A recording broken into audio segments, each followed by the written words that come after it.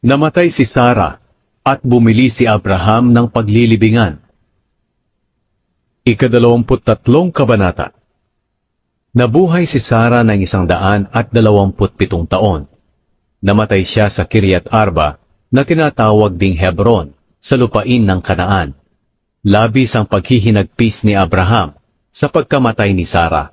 Ngayon iniwan muna ni Abraham ang bangkay ng asawa niya at nakipagkita siya sa mga Heteo at sinabi sa kanila, "Nakatira ako rito sa lugar ninyo bilang isang dayuhan. Kaya kung maaari ay pagbilhan din ninyo ako ng lupa na maaari kong paglibingan ng asawa ko." Sumagot ang mga Heteo, "Ginoo, makinig ka muna sa amin. Kilala ka namin na isang tanyag na tao. Kaya maaari mong ilibing ang asawa mo kahit saan na pinakamabuting libingan dito sa amin. Walang sino man sa amin ang magkakait sa iyo ng kanyang libingan para mailibing mo ang asawa mo." Yumukod agad si Abraham sa harapan ng mga Heteo. Pagkatapos sinabi niya, "Kung payag kayo na rito ko ilibing ang asawa ko, tulungan niyo ako na kausapin si Ephron na anak ni Zohar, na ibenta niya sa akin ang kuweba niya na nasa tabi ng bukiring niya sa Makpela. Sabihin ninyo sa kanya na babayaran ko siya sa tamang halaga rito mismo sa harapan ninyo, para maging akin ito at gawing libingan."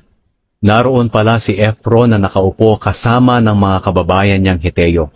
Kaya sumagot siya kay Abraham na naririnig ng lahat ng Heteo na nagtitipon doon sa pintuan ng lungsod. Sinabi niya, "Sa harap ng mga kababayan ko ay binibigay ko sa iyo ang buong bukirin, pati na ang kuweba. Kaya maaari mo nang ilibing ang asawa mo." Muling yumukod si Abraham tanda ng pagpapasalamat sa harapan ng mga Heteo. Kaya sinabi niya kay Ephron na naririnig ng lahat, "Makinig kayo sa akin. Babayaran ko ang halaga ng bukirin. Tanggapin mo ang bayad ko para mailibing ko na doon ang asawa ko." Sumagot si Ephron, "Ginoo, ang lupa ay nagkakahalaga ng 400 pirasong tila. Pero ano naman iyon sa ating dalawa? Sige, ilibing mo na ang asawa mo." Pumayag si Abraham sa halagang sinabi ni Ephron.